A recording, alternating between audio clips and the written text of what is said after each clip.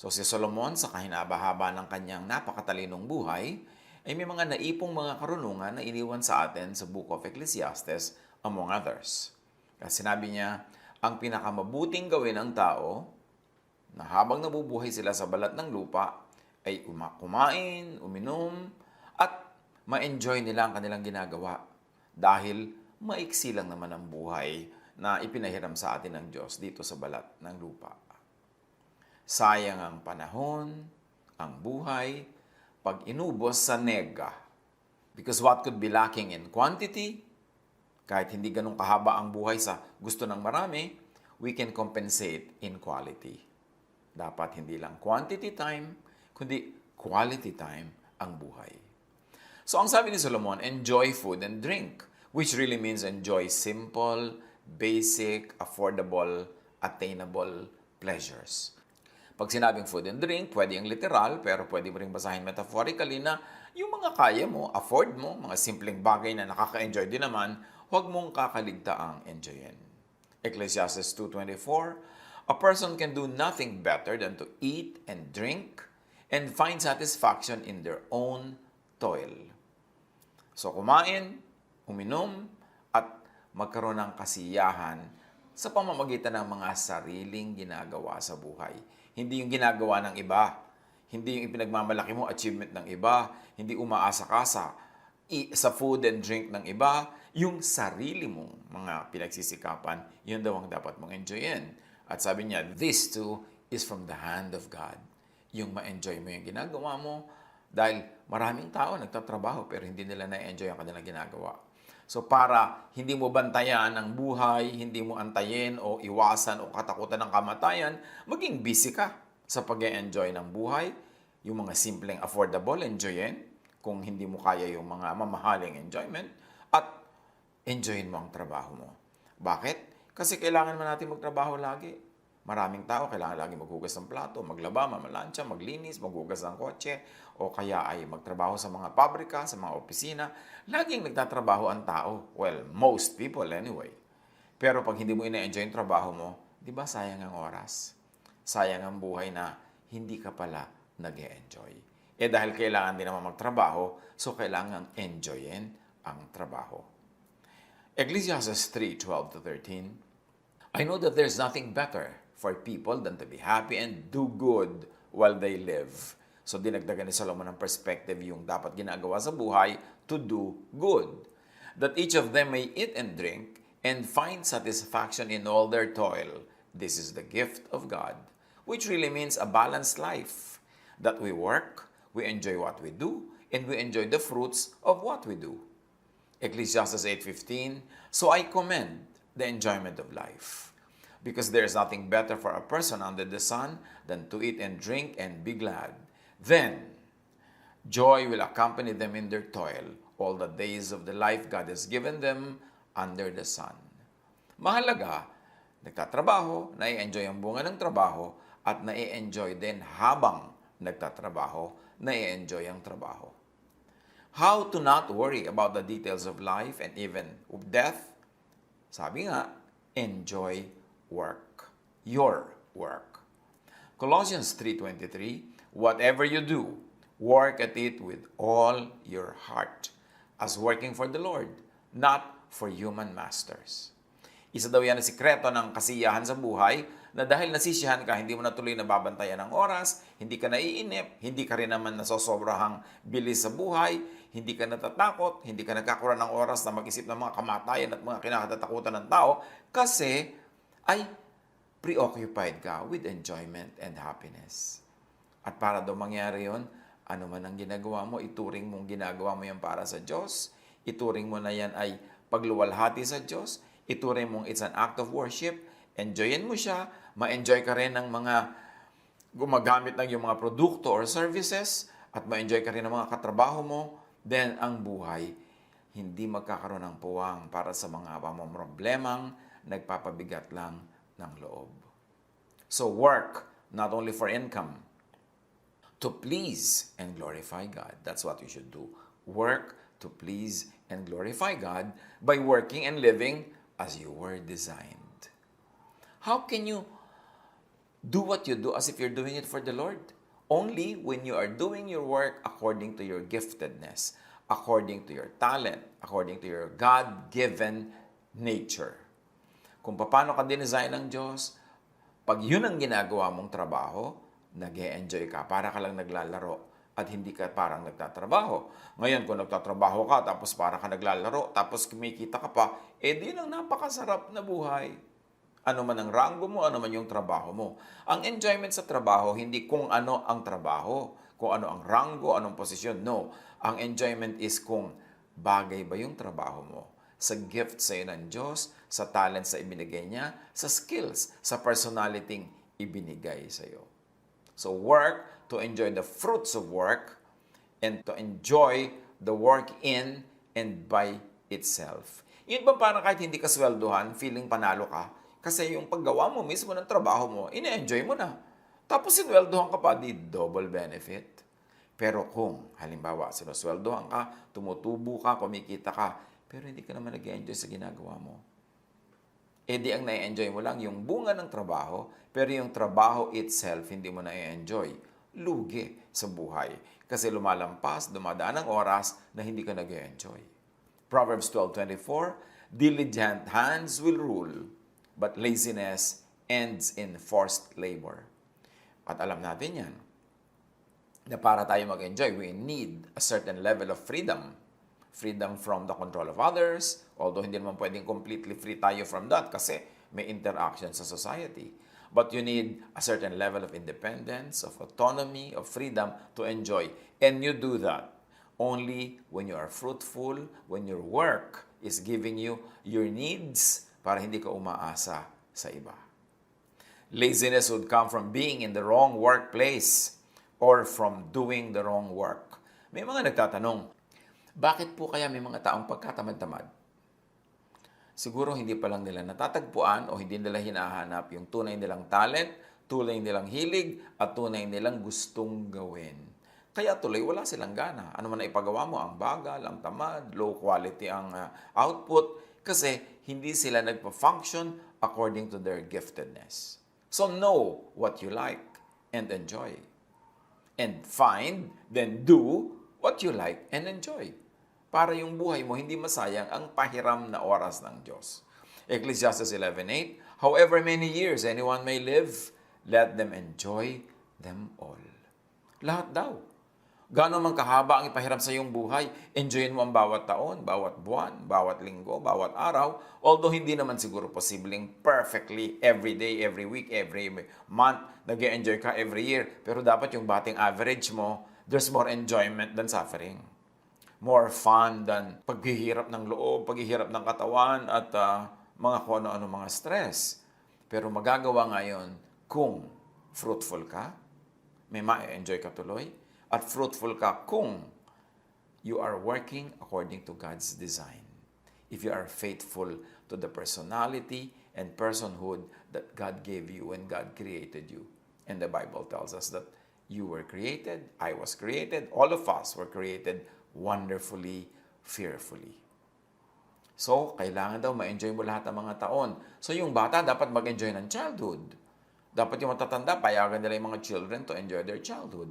The youth should be able to enjoy their being young, their youthfulness. At dapat ma-enjoy mo ang iyong adulthood, ang inyong senior years. Every period of your life should be enjoyed. But that can happen only when you are economically self-reliant or independent or when you're economically fruitful. Kaya kailangan nagtatrabaho at sa trabaho mabunga, at para maging mabunga, according to your giftedness and talent, dapat yun ang ginagawa mo. Hindi lang yun napagkakakitaan, tapos naghihirap naman ang loob mo, hindi mo na ibibigay ang yung best. How to know you are in the wrong place? You are doing the wrong work? There is no joy. Doon mo naman malalaman na nasa maling lugar ka, hindi masaya. Ang mga hindi worried about their life or death ay busy kasi sa kasiyahan. At yan ang sinasabi ng Ecclesiastes 5:20. They seldom reflect on the days of their life because God keeps them occupied with gladness of heart. And this is the heart of our subject matter today. Na para hindi ka laging may oras para mag-worry, matakot sa future, matakot sa kamatayan, mag-alala, mag-isip na kung ano-ano. Kailangan occupied ka with gladness of heart. And that is the gift of God to people who are fruitful, who find their true vocation, who find their true nature and their true talents. Now, pagka yun in-employ nila, ang kanilang trabaho mabunga, na-enjoy nila ang bunga. At napupuno ng kaligayahan most of the time ang kanilang buhay. Hindi tuloy sila laging nagbumukmok, nagdadrama, at nag-overthink. So, be in your right place. Live and die in your right place. Live and die doing what you were created to do in your place of joy. Like and enjoy what you do. Like and enjoy what you must do. Ganyan lang naman ang buhay eh. Either you are doing what you really like, o marunong ka mag-control ng iyong sarili, ng iyong isip, ng iyong emosyon, that you teach yourself to like what you do. So, are you enjoying what you do? If not, teach yourself to enjoy what you do. Ecclesiastes 3:22. So I saw that there is nothing better for a person than to enjoy their work, because that is their lot. For who can bring them to see what will happen after them? So yung work, hindi lang yan yung destination. Hindi lang yan yung sweldo at the end of the month. Hindi lang yan yung uwian na after 5 p.m. or whatever oras ang uwian nyo. Ang work, hindi lang yan yung retirement na nagkaroon ka ng benefits at ng mga kung ano-anong pensyon. No, ang work din dapat every day, every week, every month, every year of it is enjoyable. Every day, the process of working should not be treated only as a means to an end. It must be treated also as an end in and by itself. So work. Work well. Work all the time. Basta able-bodied.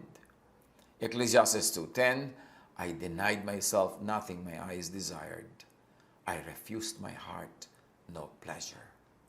My heart took delight in all my labor, and this was the reward for all my toil. Si Solomon ang sipag-sipag. Ang dami-dami niyang project, ang dami-dami niyang ginagawa. So, ina-enjoy din niya yung bunga at yung process of working. To be happy with life, to leave not much space for worry, for stress, and for fears, delight not only in income, but also delight in the work. Sa pagpapatuloy ng Ecclesiastes 5:18-20, God gives some people the ability to enjoy the wealth and property He gives them, as well as the ability to accept their state in life and enjoy their work. Here we are introduced to another type of person that is blessed. Who is blessed? Binibigyan siya ng Diyos ng capacity na magkaroon ng mga kayamanan, maging mabunga, maging fruitful, tapos may bonus. Binibigyan din siya ng capacity to enjoy the wealth. Kasi maraming mayaman hindi na-enjoy yung wealth. Either yung ugali nila, hindi talaga sila pala enjoy. So, ba't pa sila nagpayaman? O kaya naman, mayaman sila pero yung health nila, yung kanilang kalagayan sa buhay, hindi sila makapag-enjoy dahil maraming sagabal. Pero yung binless ka na to be fruitful, nagkaroon ka na ng mga kayamanan, tapos binless ka pa ng kakayahan na enjoyin ito, napakaraming tambak-tambak yan na pagpapala na dapat lang nating ipagpasalamat at dapat nating i-express ang thanksgiving by sharing with the needy. Also, by sharing with the deserving. Yung mga katrabaho natin, kasama natin sa production, kailangan meron din tayong pagpapasalamat sa Diyos by giving to them. How do you not worry about the details of life and of death? Make wealth. Acquire property.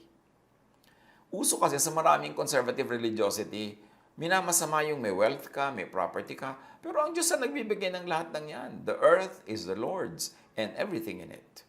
At sabi pa nga sa Bible, the house of a righteous man is filled with treasure. Kasi blessing yan ng Diyos.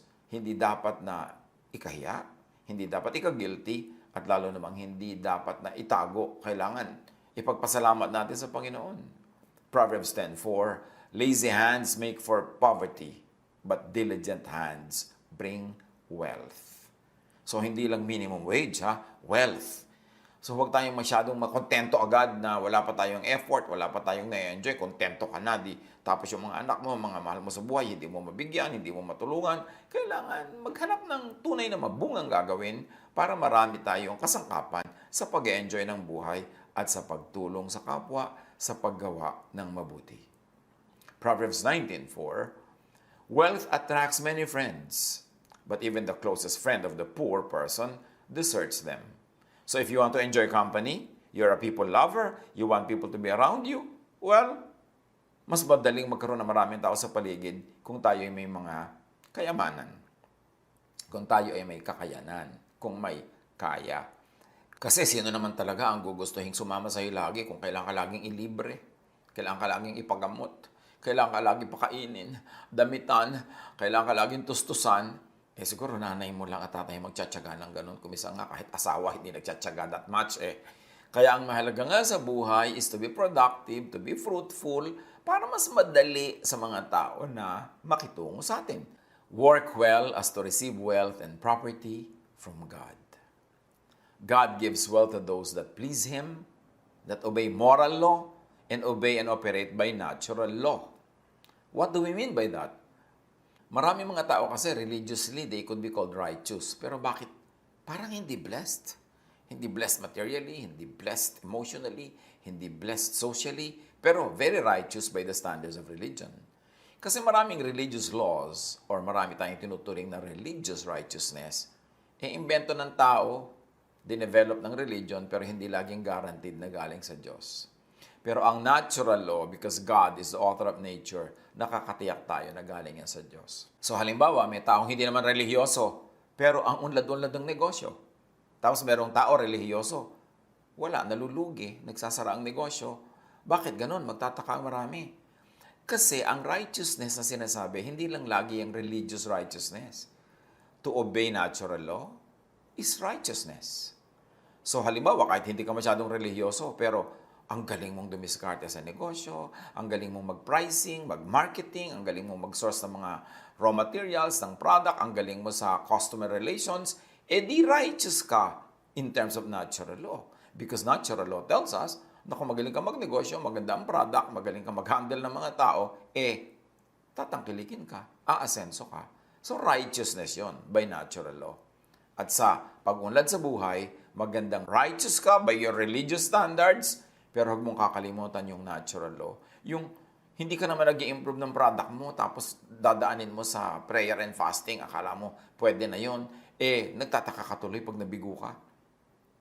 Yung walang kakwenta-kwenta yung product mo or service, tapos wala kang ginawa kundi maging relihiyoso, magtataka ka ngayon, ba't yung negosyo mo hindi umuunlad? Kasi hindi ka nag-o-obey ng natural law. Because righteousness could be religious righteousness, but it could be, and more importantly, it is righteousness by obeying natural law. Because God is the author of natural law.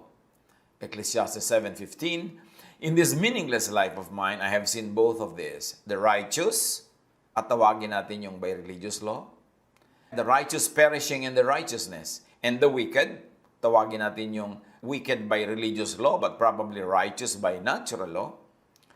Ulitin natin yung buong verse. In this meaningless life of mine, I have seen both of this, the righteous perishing in their righteousness, and the wicked living long in their wickedness. I-apply natin yan sa negosyo, i-apply natin sa mga pinagagagawa natin sa buhay.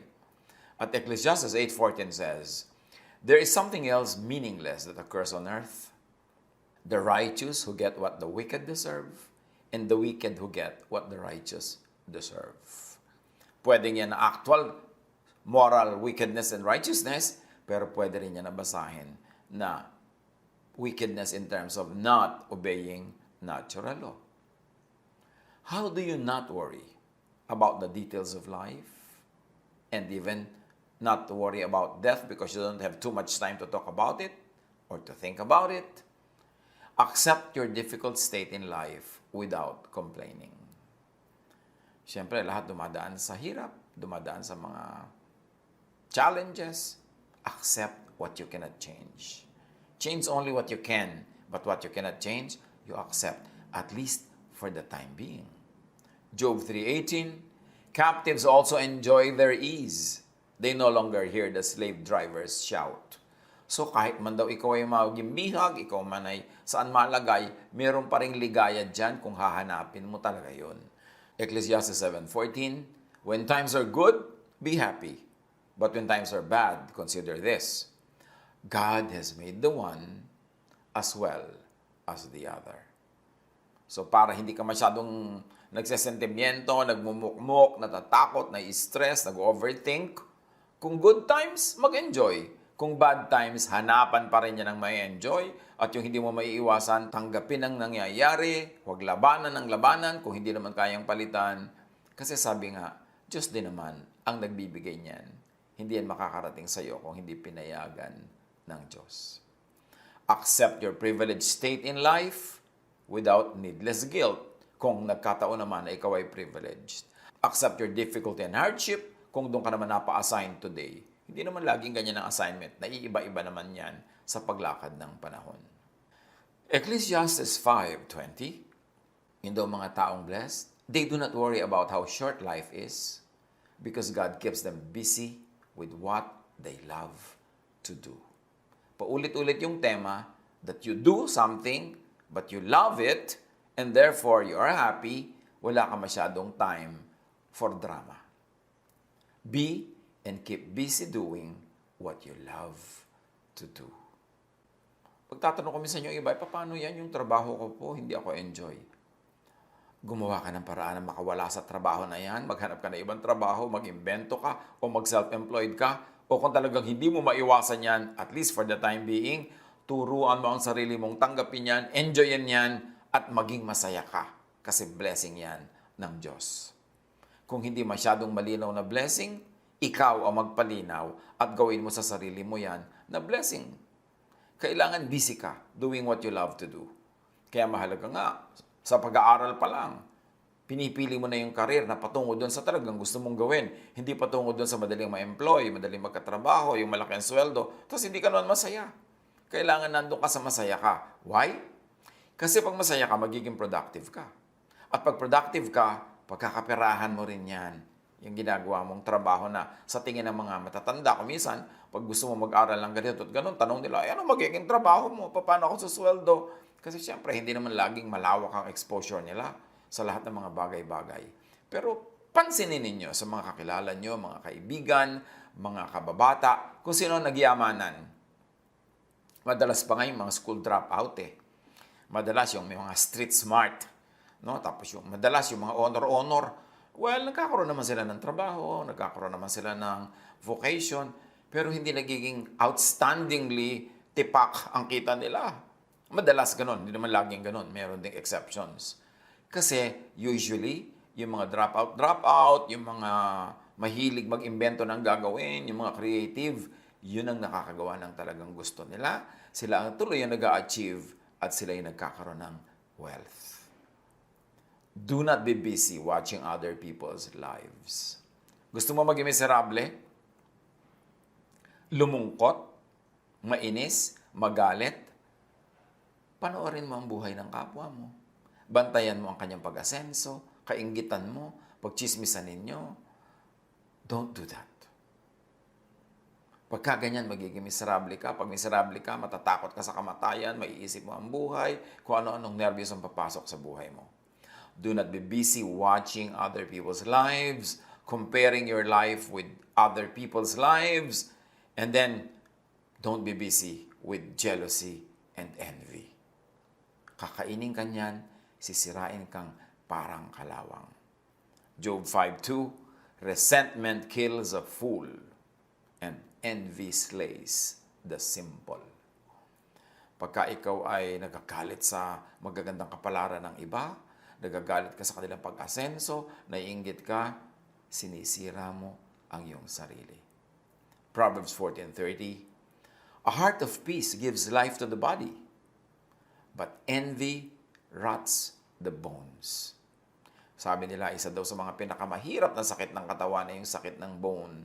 Kaya siguro ito ang ginamit na example sa Bible, sa Proverbs, na pagka tahimik ang puso mo, tahimik ang buhay mo, mapayapa ka, hindi ka mainggitin, hindi ka magagalitin, hindi ka nagsiselos, yung katawan mo lulusog. Pero subukan mo daw maging inggitera, daig mo pa ang may cancer sa buto. Kasi maraming damages na ibibigay yan sa iyong emosyon, sa iyong espiritu, sa iyong katawan. James 3:16. For where you have envy and selfish ambition, there you find disorder and every evil practice.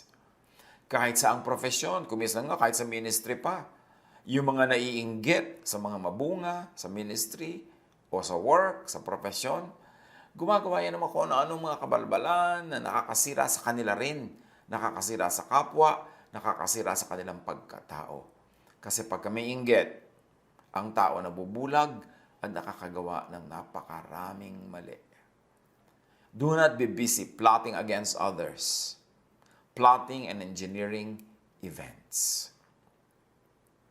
Stressful, yung wala kang ginagawa kundi magplano para kung paano mo tatalunin ng kapwa, paano siya ipapahiya, paano siya mabibigo.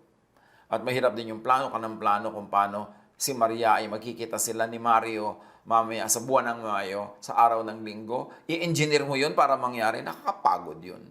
Pero marami mga tao mahilig mag-engineer. Ini-engineer nila ang mangyayari sa mga tao sa paligid nila, ang gagawin ng mga tao. Kaya pagod na pagod sila sa pagsulat ng script, sa pagdidirect ng event, at sa pagpipilit na ang gusto nilang mangyari ay mangyari. Nilalabanan nila ang agos, nilalabanan nila ang hangin, nasisira ang kanilang kalusugan, pagkatao at espiritu. Don't be busy destroying others, the work of others, yourself. Ecclesiastes 4:4, and I saw that all toil and all achievement spring from one person's envy of another. This too is meaningless, a chasing after the wind. Napakarami daw pagpapagod, pagsusumikap, pagpapagal, dahil ang inggit sa kapwa at gustong madaig ang kapwa. Kahit na masira pa siya, kahit na iba pa ang ginagawa niya, hindi yun talagang gusto niya, pero makakumpit lang, mapanalo lang, matalo ang kapwa, kahit na pati sarili, madamage. 1 Timothy 6:4. They are conceited and understand nothing. They have an unhealthy interest in controversies and quarrels about words that result in envy, strife, malicious talk, evil suspicions. At ang particular case in point dito, mga religious people na nag-aaway-away, nagsususpecha sa isa't isa, mahilig magtalo-talo, maggulo-gulo, nakakasira sa kanilang sarili, sa kanilang ministry, at sa church. Do not be busy with idle talk. Yung ang daming oras mo, nauubos ka text, ka i-Instagram, yung ang daming oras mo nauubos sa walang kakwenta-kwenta mga usapan, walang kalatoy-latoy na mga topic, dapat hindi ginagawa yan. Sayang ang oras, maiksi ang panahon, huwag sayangin sa idleness. Ecclesiastes 5:6, do not let your mouth lead you into sin. At sa Proverbs 10:14, sabi, the wise store up knowledge, but the mouth of a fool invites ruin. Pag foolish ka, lusang iyong tang, napakadaldal, chismoso o chismosa, sinungaling, mahilig magdala ng mga gulo, at mahilig magkalat ng mga chismis, malapit ka sa gulo. At pag malapit ka sa gulo, malayo ka sa grasya ng Diyos. Do not be busy with evil thoughts and deeds. Proverbs 15:26. The Lord detests the thoughts of the wicked. And Proverbs 4:23, above all else, guard your heart, for everything you do flows from it. How to not worry about the details of life, the length of life, how to not worry about death. Get a life. Kailangan meron kang buhay. Kaya ang ganda-ganda nung sinasabi natin sa Tagalog, mabuhay. Ibig sabihin, get a life. Have a full life. Yung madrama, makulay, masaya, maingay, masiglang buhay. Hindi yung para kang patay, buhay ka pa. And how do you do that? How do you get a life? Live your own life. Do not let people use your body for you to live their lives for them. Marami mga tao, they live under the control of others, na hindi yung totoong buhay nila ang pinapamuhay nila, kundi yung buhay ng iba na nagdidikta sa kanila. Ang kinakain nila, yung gustong kainin ng kapwa. Ang kanilang ginagawa, yung gustong gawin ng kapwa, na pati sila pinapagawa nun. So, anino ka ng iba? No, no, no. Live your own life. And live for what you love. Live in love. Kailangan magawa mo yung gusto mong gawin, mamahal mo yung gusto mong mahalin, at magbunga ka ng mga gusto mong bunga. Si Jesus, pinapalaya tayo sa lahat ng kontrol ng iba, kontrol ng religion na hindi naman nagbibigay ng freedom for us to fully grow into the persons that God wants us to be. John 10:10, sabi ni Jesus, "The thief comes only to steal and kill and destroy. I have come that they may have life and have it to the full." Yan daw ang ginagawa ni Jesus. Binibigyan tayo ng buhay na buo, masaya, hindi kulang-kulang, hindi pira-piraso, hindi giba-giba, kundi buo. At ang ginagawa daw ng kalaban siya, yung magnanakaw, ninanakawan kanya ng buhay, sinisira niya ang iyong buhay. Huwag matakot sa kamatayan. Wala pa naman taong hindi sumakabilang buhay lahat naman. So huwag talagang isipin, hayaan, pag nangyari, nangyari. But die in the embrace of what you were made for. And then meet your Maker. Sa buhay na ito, napakahalaga na as early as possible, malaman mo kung sino ka. Malaman mo kung paano ka ginawa ng Diyos para malaman mo kung ano ang ipinagagawa sa iyo ng Diyos. Kung ano ang mission mo sa buhay, kung ano ang papel mo sa buhay, para doon ka tumahak sa landas na yon.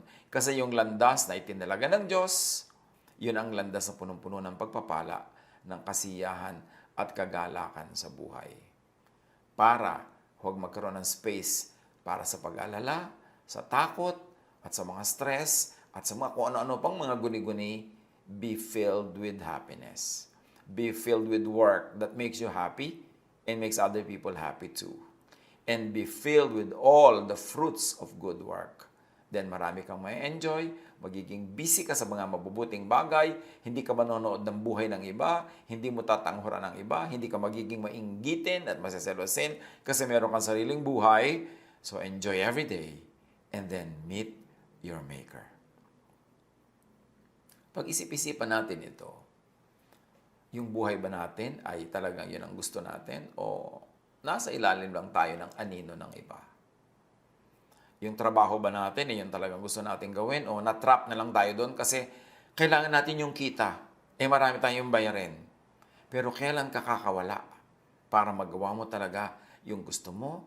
Kasi yung gusto mo, yun talaga ang magpapayaman sa'yo. Hindi yung napipilitan ka lang na gawin. Hindi ka yayaman dyan. At kahit hindi naman pagyaman ang goal mo, ayaw ko lang, may mga taong ayaw yumaman.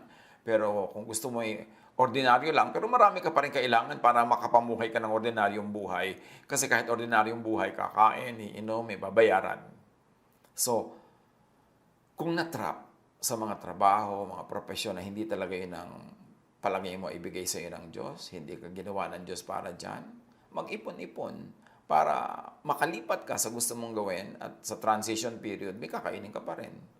Maghanap ng pagkakataon. Pero, huwag mong sa pilitang tanggapin ang pinagkakulungan mo kung nasadla ka man dyan ngayon nang hindi mo gusto, tapos naubos na yung buhay mo dyan. Sayang. Teach us to number our days. Sabi sa Book of Psalms. Kailangan hindi lang yung number of our years, kundi the life in each of those years. Matutupad lang yun. Mangyayari lang yun pag totoo tayo sa sarili. Pag naging totoo sa sarili, ginawa ang talagang giftedness, magiging mabunga, mapupuno ng kasiyahan ng buhay, kokonti, liliit ang puwang para sa stress, para sa worry, para sa fears. Pag-isip-isipan. Palayain ang mga sarili kung nakulong. Tulungan nating makalaya ang iba kung sila yung nakulong. At kung tayo may kakayanan, may kayamanan para tulungan yung iba para sila makalaya at makalipad, gawin natin yon. Hindi naman tayo malulugid dyan. Because the Lord will always return to us the kindness that we do to others. But the important thing is, be faithful to your Maker. live your life, work, and be fruitful according to God's design. God bless us all.